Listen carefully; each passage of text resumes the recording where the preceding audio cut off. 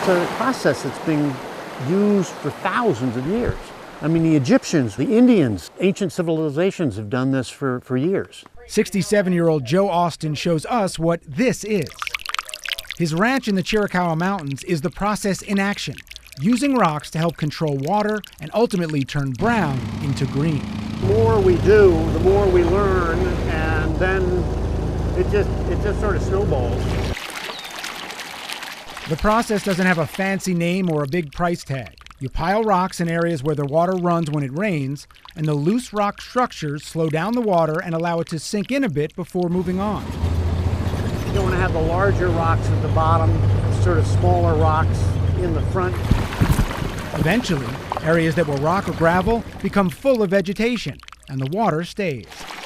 We started putting these loose rock structures in here, and it's gone from being water in it 20% of the time to water in it 80% of the time.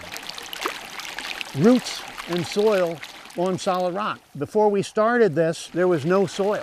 Most of the structures, simply rocks piled on top of each other. Some are rocks kept stable with wire baskets. This could be the equipment that anybody uses. What's this, a pound and a half? The neat thing is it works. Joe and his wife started moving rocks on this ranch 31 years ago, and they now work on 8 properties in southwest Arizona and Mexico. The proof loose rock structures work are the before and after pictures. It would help any area. The Austins offer to teach their method to whomever's interested, but realize the secret's definitely not out. You don't hear many people talking about rocks as a way to deal with our obvious water issues. One of the problems is it's not really sexy. It's low tech. You might think, yes, this is amazing, but I don't live on a bunch of acres in the mountains.